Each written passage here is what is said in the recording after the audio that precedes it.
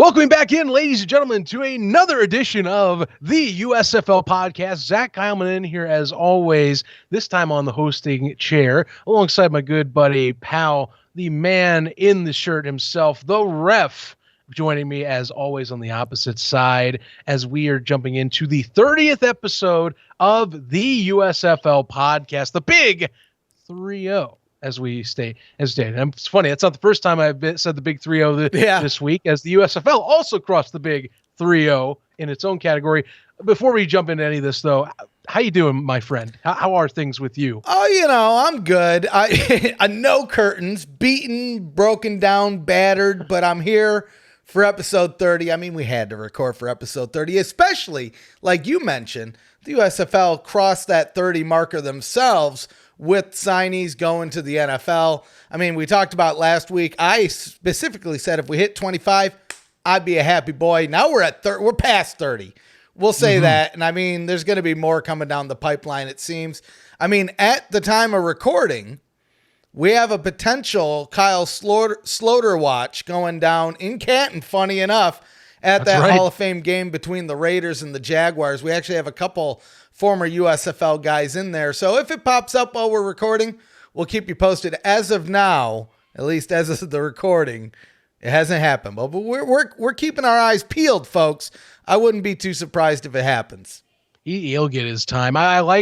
I do like the USFL social media has been keeping active as of late, and they commented that Kyle returned to Canton. We had somebody get him tagged by his jersey that is in the Hall of Fame at the USFL section in there. If you are in Canton, you should go check that out. By the way, plenty of the new season memorabilia there, including some stuff from the championship game, funny enough, that has now been added to that collection. So they are trying to keep that promoted. So don't go away. Stick around and check that out. Of course, we're recording as the Hall of Fame game's going, so might be a little late for that. But hey, go to the Hall of Fame no matter what. Like it's just worth your time. I mean, the display fan whatsoever. The display is going to be there if you're just interested in the USFL. But I mean, we were just there not too long ago, and I mean, there's plenty of things to see if you're a fan of the NFL.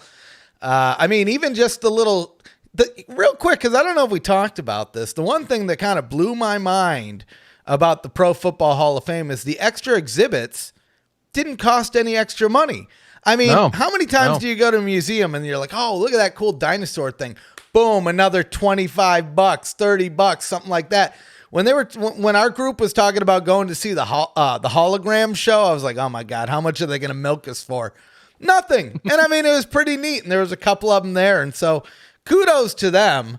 So if you wanted another reason to go to the Hall of Fame, I mean, I can't remember how much it was for a ticket, $20-ish, maybe $30, I think, but it's everything included. Yeah, pretty reasonable stuff.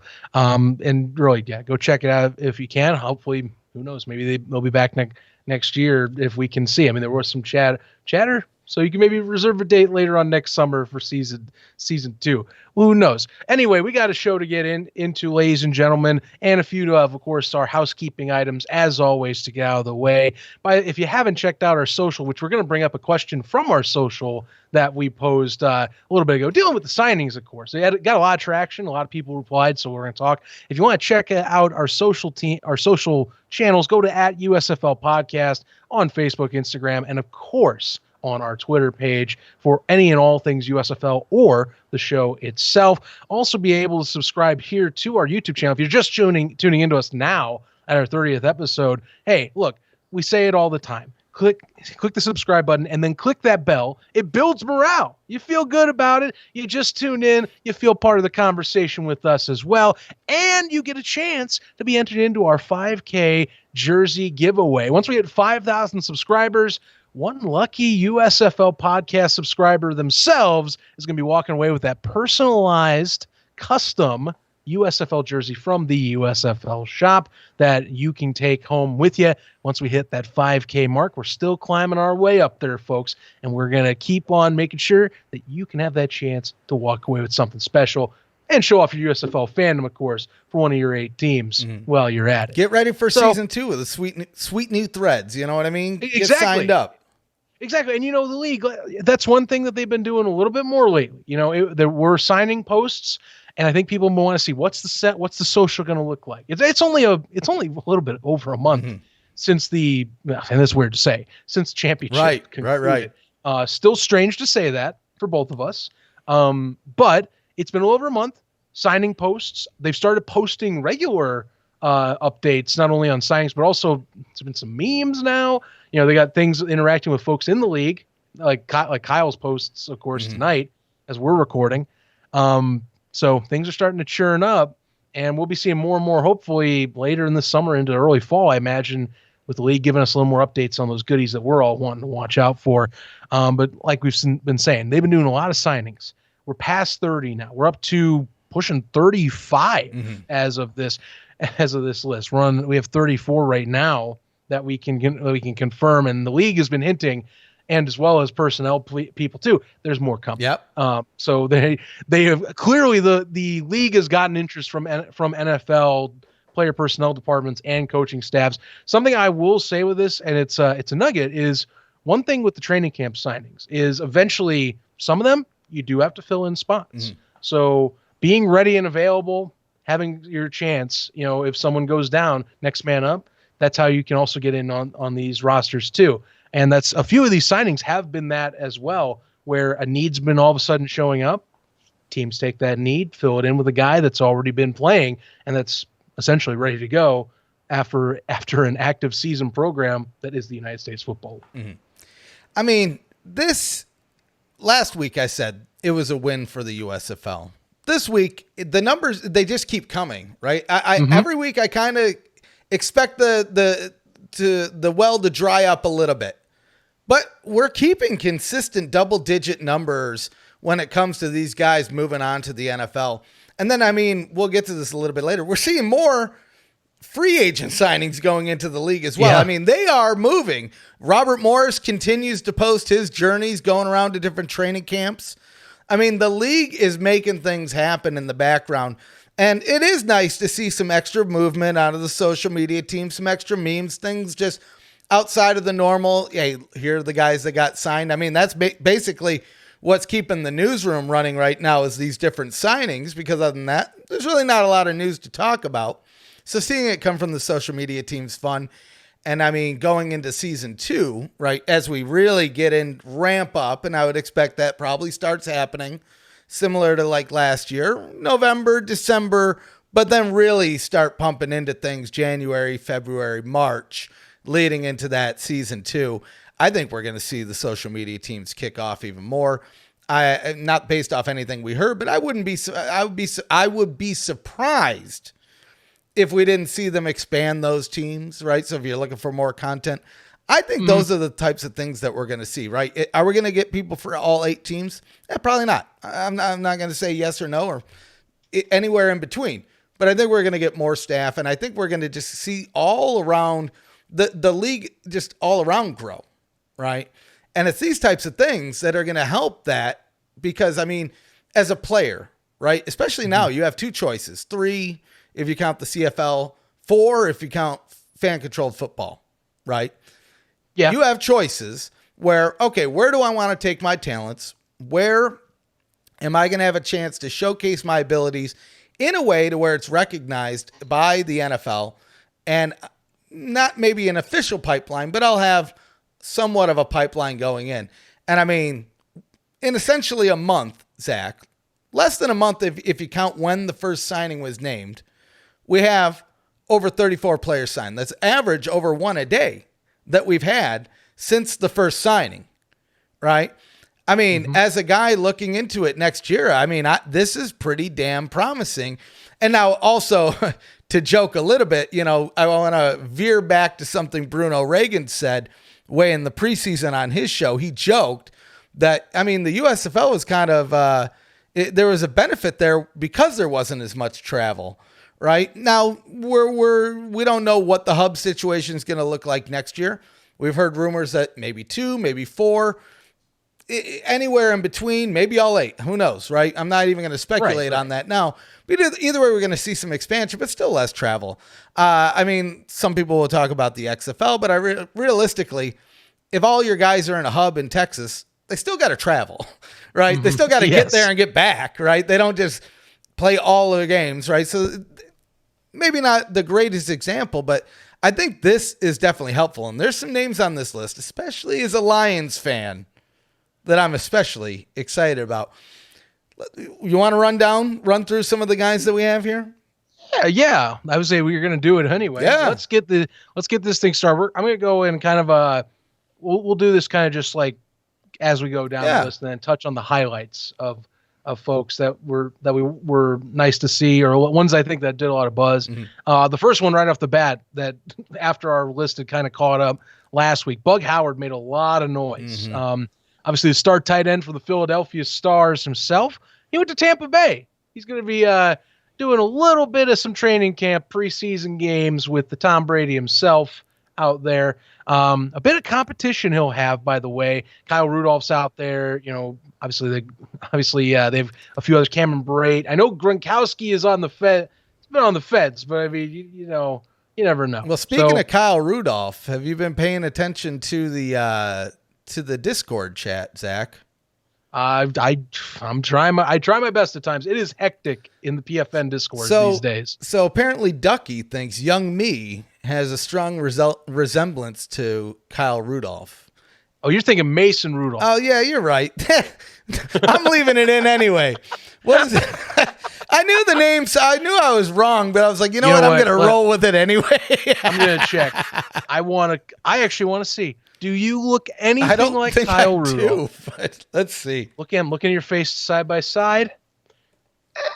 You know what? No. No, I don't. It's definitely Mason Rudolph. Oh, well. Wait. Ooh, well, okay. If you find one of the photos of him at Minnesota, maybe a little bit. I think the mustache with New York, it throws it off a little. Let's see. Well, either way. I mean, look, it's a shot in the dark. I'm just saying, man, there might be something there. Nonetheless, you can look up Mason Rudolph, which God bless the community legend himself, Ducky, for doing this, because now I also can't unsee that. I'll tell you, I don't know. So you pointed out that I wasn't wearing a hat, and I was actually surprised I wasn't wearing a hat in those old videos. So, by the way, if anybody doesn't know what the heck I'm talking about, I posted on social media earlier this week. I stumbled across the original version of Sign Me Up Saturday from like 10 years ago. And Zach, I'll be honest with you, I didn't even remember they existed. Sign Me Up Saturday came from a completely different thing that I created. And so this, I don't know. I just don't remember. I remember having videos. I don't remember it being Sign Me Up Saturday.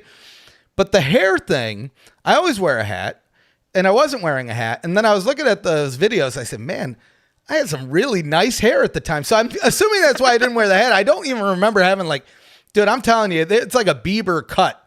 I mean, it was majestic. I might do a video on those videos. There's no way in hell. I'm just going to say this. There's no way in hell I'm unprivating them. It's just not going to happen. I watched them. They made me cringe, but I will watch them and do cuts of them because it's so weird, Zach. It's me, but 50% less charisma. But I say, and it's weird. I'll just have to do a video on it because it's definitely me, just not as loony and honed in as I am now when it comes to the being a loudmouth. But it is quite the sight to see. I know I'm going to get a private screening of that at some later date. One of these days. Oh my God. I watched them the other day and like I said, I was like, oh God. Cause I was like, maybe I will unprivate them. It'll be funny to just launch a 10-year-old. I mean, there's some that are on there from 2008, Zach. So there's old. It's a minute. Yeah. There's some old stuff on there. And it's a minute. I watched them. I said, no, I'm not going to unprivate these. Oh God. But I will show you clips of them because they're funny. They're just, oh my God, they hurt. Well, we'll check out some other. Yeah, sorry, I derailed the conversation here. Yeah. It's just look, I'm taking the toy trolley, I'm putting it back on the main line. Yes. So here we're gonna shove it down this way. So again, reiterating, if you get back on the main track here, Bug Howard, Philadelphia goes to Tampa Bay. Next up on that list, Darren Paulo, tackle for the Tampa Bay Bandits. Didn't have much time with the Bandits. That's something that we kind of looked into. He is going to Detroit. He is the first of the two Dan Campbell pickups that Stephon gets to be happy about with this round of signings. So you'll hit the other one's even bigger recognition down in the list. Defensive back Secure Brown from the Pittsburgh Maulers, who had quite extensive time on their roster and play time on the Maulers roster. He's going to Tennessee. Tomasi Lalile. Is that it? Yeah. Oh man, we're the worst, aren't we? I knew I was going to get this, and so you know what? I'm going to look up these two next names. This is an edit. Well, we got. So, oh no, Zach. I you know what? We're not editing anything. We're going from the Gamblers to the 49ers. While you look this up. I mean, defensive tackle. 49ers, I mean, they could use some pieces. I think there's probably going to be some tough competition out there. One thing that we're seeing, though, as we go down this list and as we talk throughout the weeks here, is, I mean, the Gamblers are getting gutted, right? I can't remember who it was that posted this online earlier. Somebody had posted on Twitter that, I mean, the Gamblers' defense is just getting pitted. So I think he might be the only one on this list, but as we go through the past weeks, I mean, we've gone name by name. And this is just another one to go. So, I mean, Kevin Sumlin, I mean, he did a good job building the defense this year, but beyond having to build the offense next year, I mean, he's got some crucial pieces that he's going to have to fill if they're going to be competitive in the South. I mean, a lot of these teams are losing some of their big names, but I mean, that was probably their key feature was their defense over in Houston. And so, I mean, it'll be interesting to see how all of these teams perform in season 2 and how some of them evolve, right? Because, I mean, unlike the NFL where you're going to have a majority of the same players, I mean, there's going to be teams where I think we do have a majority of the same players and maybe even a majority of the teams, but some of those key pieces are going to be missing. So we could see kind of evolutions year by year just based on those key factors there alone. So what'd you find out? It's Tomasi Lolo, and like I said, I feel kind of silly because it makes sense as well off the pronunciation, and that's something, like I said, I've been trying to get better though as we've been getting along in the season. So that's the other. This one I know I am pronouncing correctly. I did a little bit of double checking here. Another Stars player here, tackle Alex Akibulu, will be going to the Washington Commanders. Ron Rivera's crew just happens to be loving the USFL because they have been doing several pickups. They're pushing for right now the most in the league. They were tied the Packers last week, but they keep on signing guys and finding people to plug and play. Tight end Sage Surratt for the Stallions. He's going to the Los Angeles Rams for their training camp. So really good team to be going to. Oh, for sure. I mean, if you want a little bit of success to talk about out there. Oh yeah. I mean, coming from any of these guys that get to go and play for any playoff tier team, I'll say, whether they won the Super Bowl or not. Like we talked about Bug Howard. I mean, he's going to Tampa Bay, whether he makes the team or not. That is going to be a huge learning experience from just some of the guys that are surrounding him. And then same here with the Rams. I mean, coming off a Super Bowl win, I mean, there's only but learning experiences there as you go. And I'm making an audible. It's the Chargers, and that was it is the Los Angeles Chargers that he is going to. Got to clarify that if we're going to be talking about it. It's just one of those episodes. But here's the connection with that, and this is where we'll move on forward. The Chargers are also the home of Donald Parham, which, if you remember, Parham is an XFL alum himself. So you're going to get two guys from the spring scene now on the same roster. Parham, actually, I'll mention just because it's a nice story. There's actually a lot of noise around him being the potential starter out there in LA right now. He's been making noise this offseason. So spring football getting a good name for itself. You got to be happy to see it. So another LA Chargers spring football tight end will be out there. Also, if we're moving down the list, receiver Derek Dillon, Tampa Bay Bandits. He's going to go out to the Cleveland Browns. Happy for him. That's another receiver from the Bandits squad out and about, much like Rashard Davis, who also went to the Jets, as our last episode talked about. Here's one of the other big ticket ones. This was the big 3-0 of the signings. Maurice Alexander from the Philadelphia Stars led the league in return yardage in the USFL. He goes out to the Detroit Lions. And I mean, sign me up all day and night. This is the one. When I saw this one come through, I was jived up. And I mean, I'm excited to watch. I always watch the Lions games, but now I'm excited to watch the Lions games. I mean, especially in the preseason. Some of those games, I'll tell you, they're a little... sometimes there's not a lot of reason to watch a preseason Lions game. Sometimes you just want to go right into the deep end, just hold off and go into the season. But now with Maurice Alexander going there with those return yards, I mean, I could see him making the full-time roster here. And I mean, that was one thing I groaned and moaned about last year is, I mean, for Jared Goff to succeed, he needs some receivers. And I mean, this is a guy that, I mean, he's proven that he can get it done in the USFL. Now he has a chance to get it done in the NFL. And going to the point I was making last week, for these guys, I would say your best bet is to get on a team that's in rebuilding mode. And I'll tell you, the Lions are perpetually rebuilding, but I don't know, Zach, there's something about Dan Campbell. Maybe I've drank the Kool-Aid one too many times and my brain's just gone. But there's something about Dan Campbell that tells he feels like a winner. I mean, last year's record didn't prove that, but I feel like they're going to have a slightly better record this year and hopefully parlay that into a better record next year. At least this is my prediction, and get into the playoffs. Now, can they win a playoff game? I don't know. But I would love to see them win a playoff game with a guy like Maurice Alexander returning a punt for a touchdown, and that being the reason we won the game, right? So sign him up. I am so hype about this pick. Well, I do like those type of pickups because, again, as we talk about in other episodes, I think you have to be multifaceted and you have to try and fit in where you can if you're lower on the food chain and trying to make the 53-man roster. And I do think with the Lions, this is, this has been talked about for their offseason.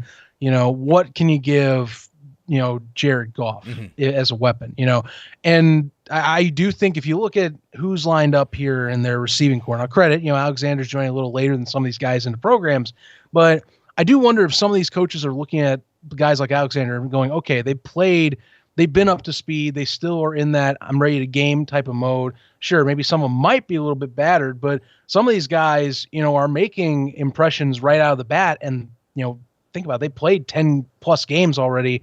And some of these dudes are just coming into camps and making an impact right away.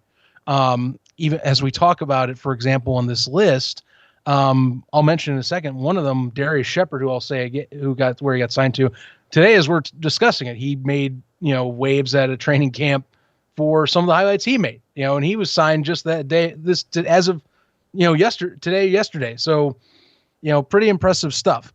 Alexander, I think, much like Kevontae Turpin, he's a multifaceted talent, much like Victor Bolden. He's a multifaceted talent. That's someone you got to watch out for, that if he can etch out a niche in Detroit, and if he can maybe find his way to a receiver 4, receiver 5, he can stick on the roster, stay there. Because I think they definitely are going to be evaluating anywhere below the receiver, possibly receiver 2. Mm-hmm.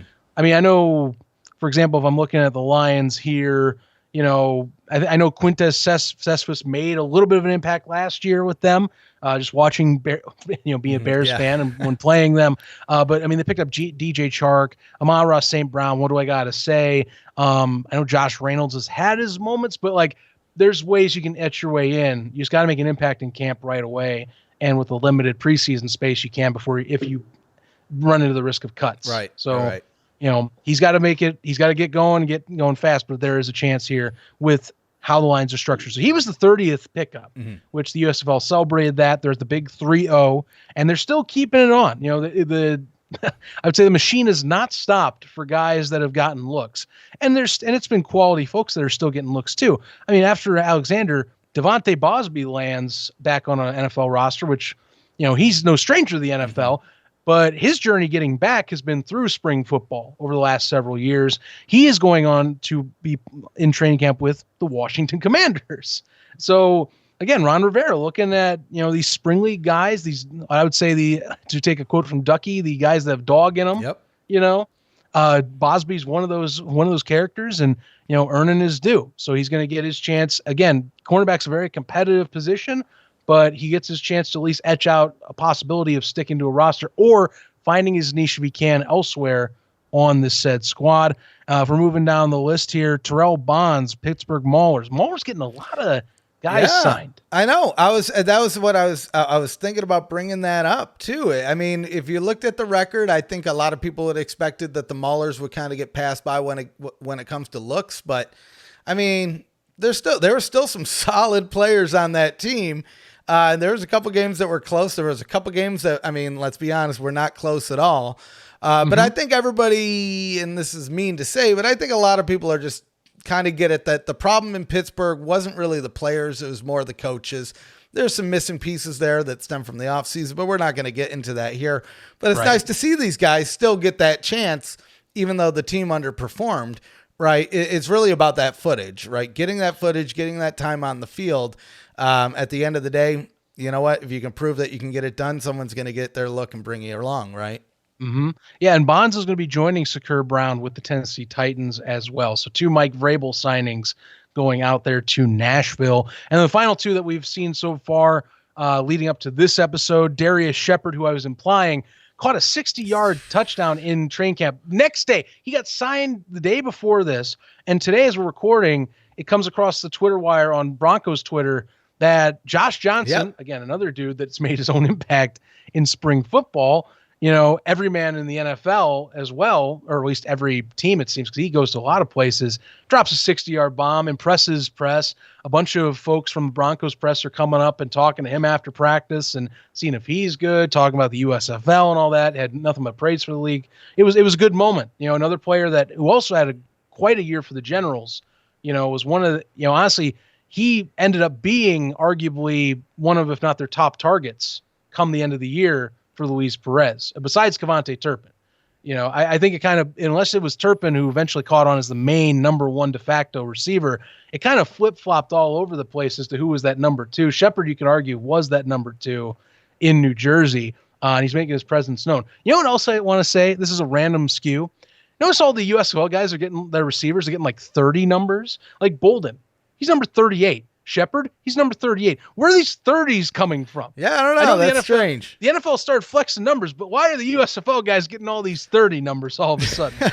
Where's this coming from? They run out of jerseys? Is that the problem? Yeah, well, that's just, they designated, maybe that's it. They just designated a certain range of numbers for USFL guys only. They said, look, you can be 30 through 37. That's it. We're not saying that we know where you played, but we're knowing where you played. Yeah. What we're implying. But yeah, Shepherd's 38 for those that wanted to know. Final signing, Tay Hayes, Birmingham Stallions. He is heading on to the Carolina Panthers, going over to Matt Rule's squad over there in Charlotte, North Carolina. So that brings us to 34. Mm-hmm. The signings haven't really stopped yet. I think the thing is for us is, we'll discuss it at the end of the episode, but we're wondering, you know, A, how farther along do you think this goes? Right. B, how do we keep covering these? Because I know you folks are like, we see the signings too. Yeah. You know, but I mean, we do want to highlight them. So we'll discuss at the end of the show that, but that is something moving forward. We're like, you know, these will keep going. Oh yeah.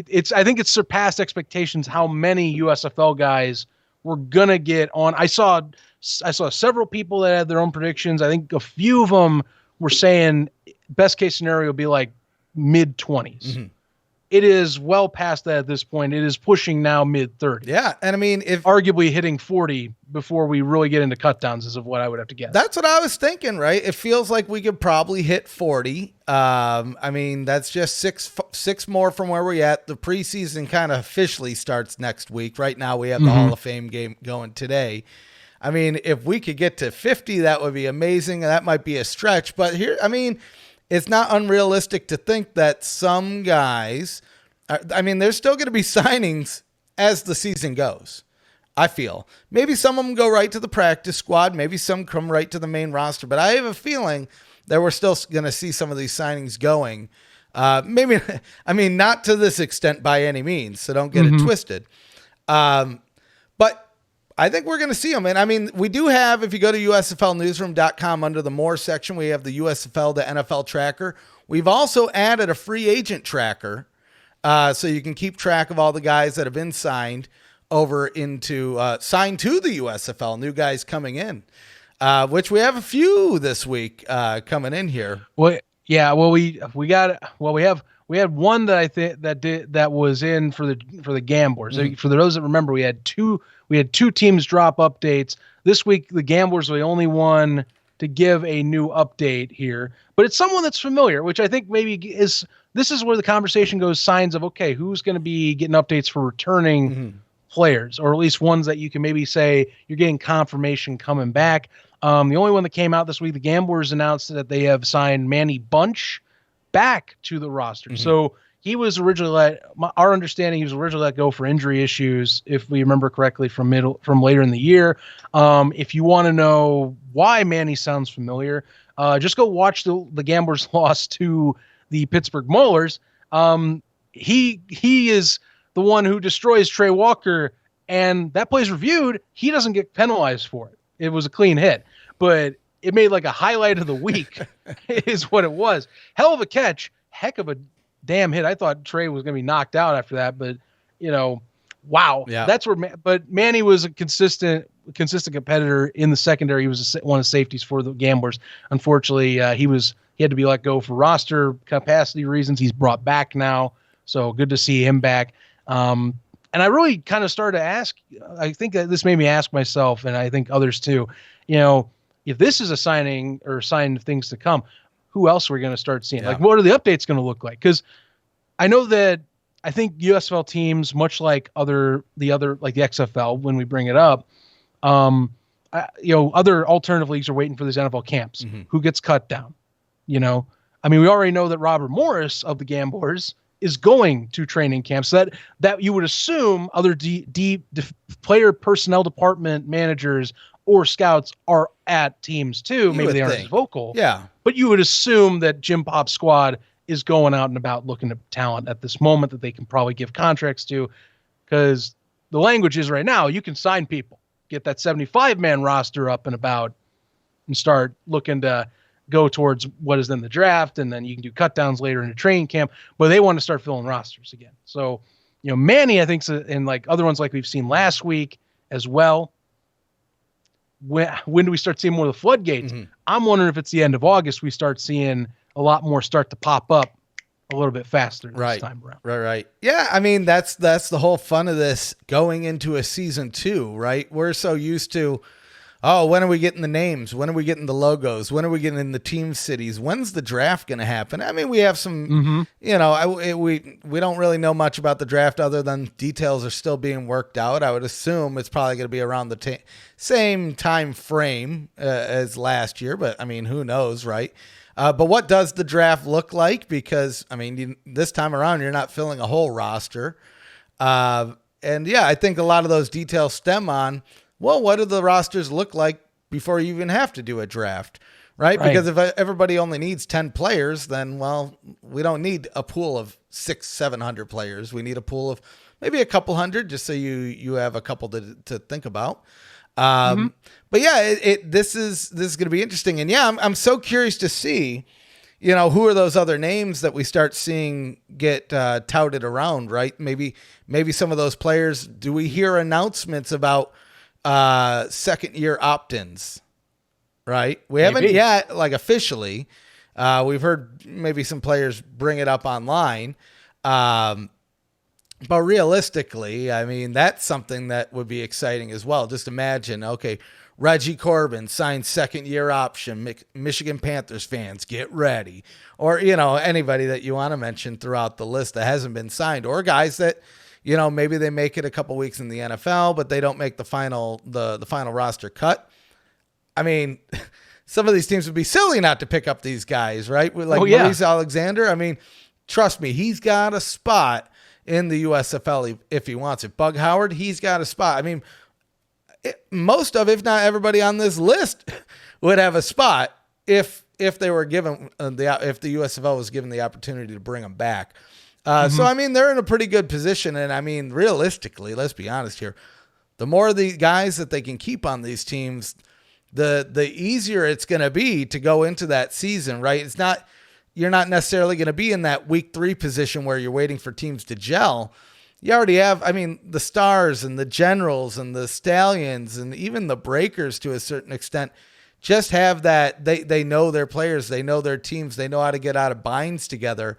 And I mean, if you can keep some of those core pieces, clearly not all of them. I mean, that doesn't even happen in the NFL. Let's be honest, right? Oh, yeah. But if you can keep some of those core guys, some of those locker room leaders, or bringing some of them back, I mean, that's going to help them huge. That's going to be a huge leap above some of these teams that are maybe in rebuilding mode, like the Gamblers. But I mean, it could work the alternative the other way around too, where, I mean, if some of these teams, like let's say the Stars, lose a lot of players, a lot of those players stick in the NFL. I mean, they're rebuilding. I mean, they're in a nice position because they have two solid quarterbacks. We haven't really heard much on the Case Cookus injury or the Brian Scott injury, but you would imagine one of, if not both, are going to be ready for this next season. And then even that'll be interesting to see too. Do they both stay on that team, or does the league share the wealth, or how does all that shake out? I mean, I'm excited just to see what happens. Of course. You know, I think that's one situation that's going to be an off-season question I think once the NFL season really gets rolling is when you're going to start, like I said, we'll start seeing, I think, more confirmed re-signs, as well as, you know, now we're going to get more questions of, okay, what do these rosters want to do? You know, what are coaches looking at right early on? There was rumors that we might get like OTA setups for these teams, which, I mean, that's not been like league confirmed. That was Skip Holtz had mentioned that offhand on a few interviews about that. So we got to still kind of put on pause, but that might start the process early. So we got to see how that goes. There's a lot of things that still are needing to be revealed or are being discussed by the USFL at this time about season 2. And I think that a lot of signing backs to the league are going to be announced once some of that's clarified after the preseason, I think, is over, and after the NFL gets some of their rosters in order in that light. Something that, while we're passing the time, though, that I think both of us want to ask is, look, we're at 34 signings. So clearly anyone that's anybody from the league is getting looked at. There's already been 2 coaches that have made, you know, decent signings, you know, Raiders coach Josh McDaniels and, of course, Mike McCarthy, the Dallas Cowboys, after he signed Kevontae Turpin, that have both said the league had high talent, high quality players, and that the NFL has been keeping an eye on it so far through season 1. So people are looking, which makes me wonder, and this is what the question was for this week was, which USFL player of this past season do you hope gets signed in the NFL at this time? We asked this back on Wednesday, and we actually got quite a bit of responses. I was kind of surprised at the uptick. Some of them from players directly, others from people that are heavily passionate fans. Some names that stuck out. Terry Myrick, who we had on the show, and I definitely have my own words. I love Terry. I think he is an excellent linebacker, was one of the stalwart pieces of the Panthers defense. Plenty of Boogie Roberts. We saw Will Likely on there. Victor Bolden, of course. Brian Scott got brought up a few times too, which I think the status of him, that's one you got to watch this season. Where's he going to go? Is he for sure back in the league? And if he is, like you're talking, which team's he on? Well, or is he with Philadelphia? Can we talk about the speculation zone on that one, Zach? Yeah, sure. So this one came out in the Discord. I don't subscribe to this, but I do. I love watching football fans, Zach. I love watching football fans because one little tweet can mean anything, right? And so he had a tweet, or not a tweet, rather. He was on Instagram, a gram, whatever they're called, of Eminem waving.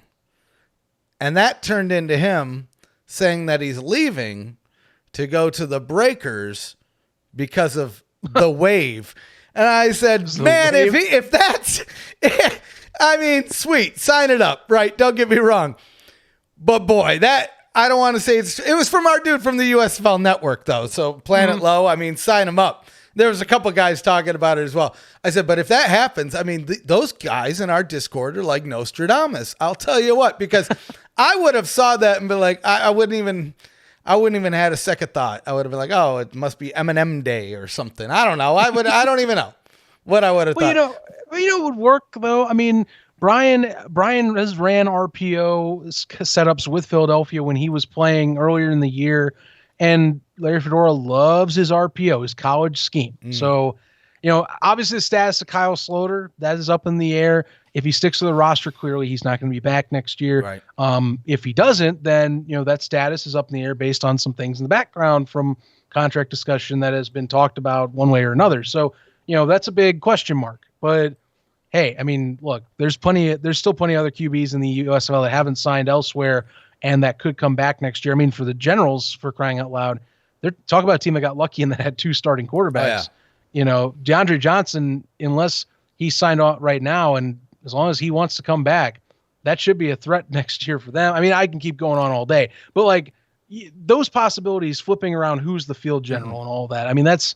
It's going to come up, and I think signings will impact it a little bit. Yeah. I know you had a little point to say. I could see, I got to hear it now.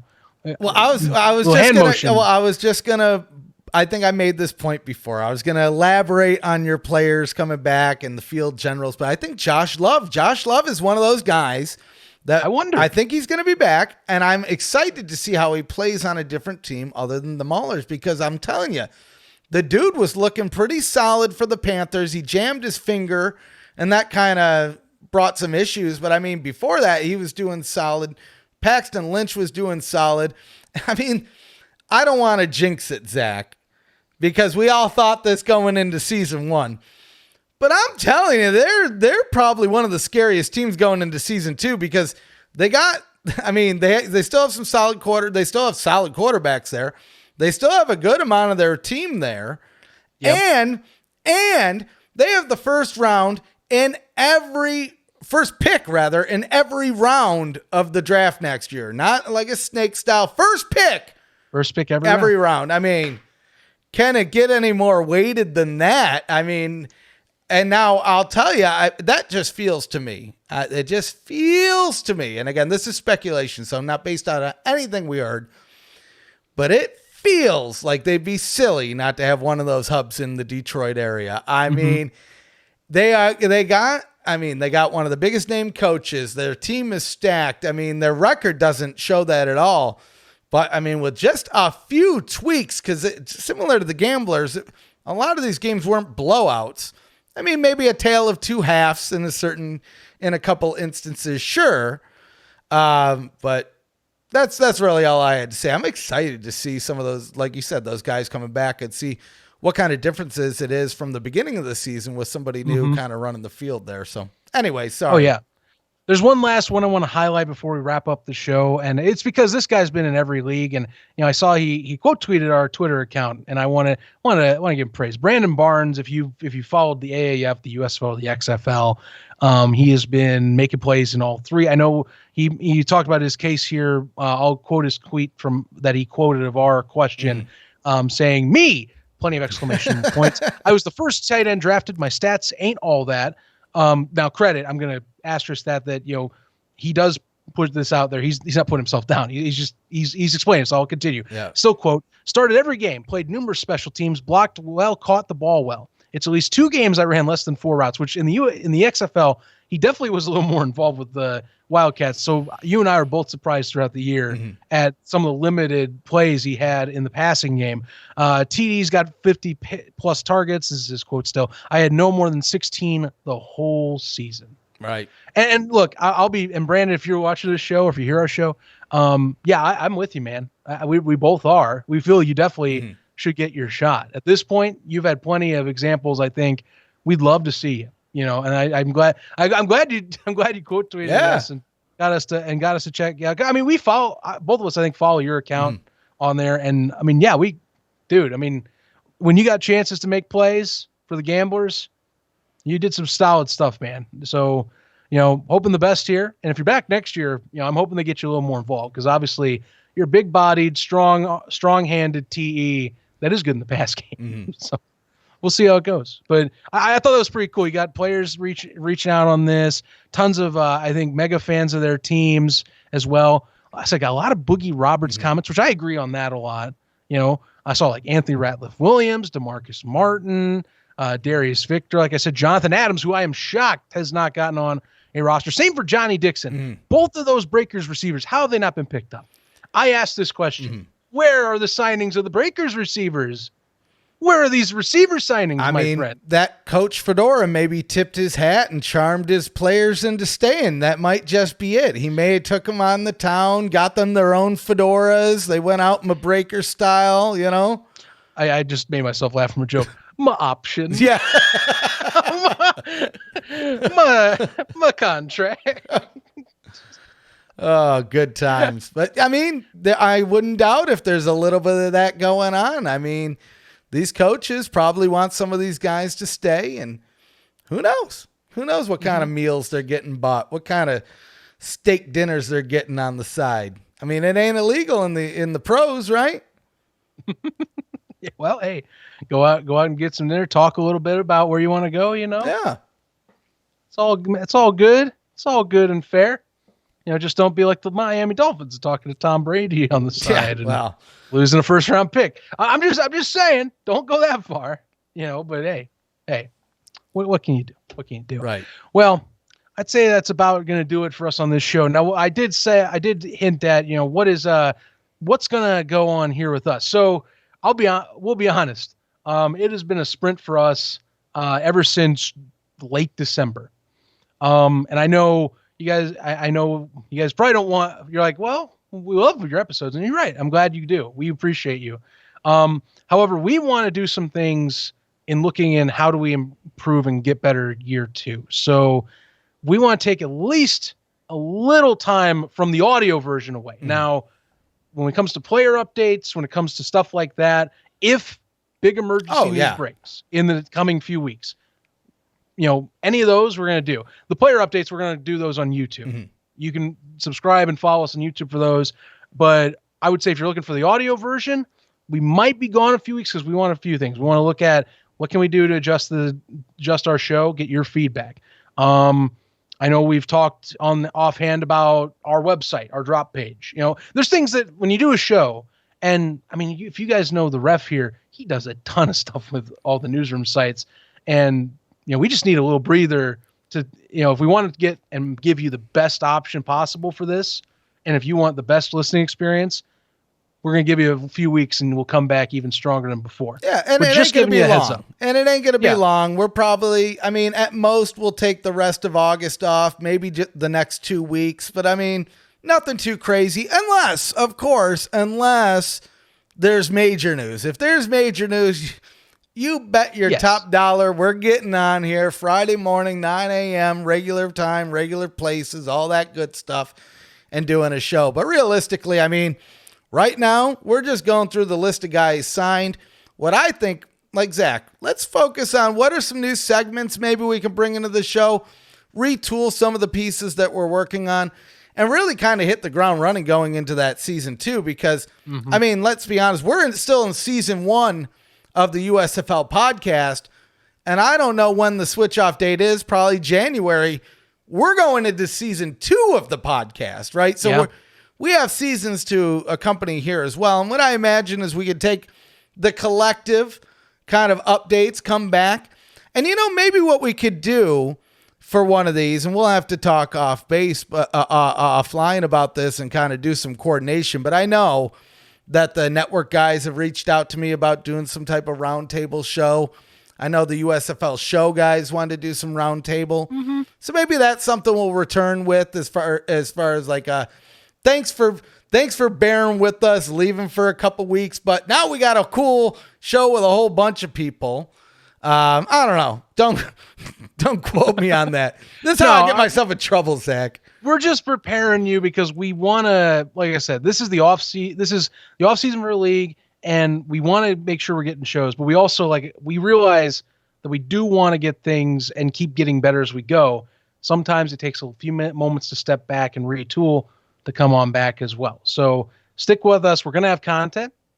Just, you know, bite-sized content. Like we've said, we're going to control and go as we please moving into August. So, plenty more signings. I have plenty more news ahead, but nonetheless, thanks for listening in so far. Season 1's not over. It's just that we need to take a step back and a little bit of a breather. That's all we're doing.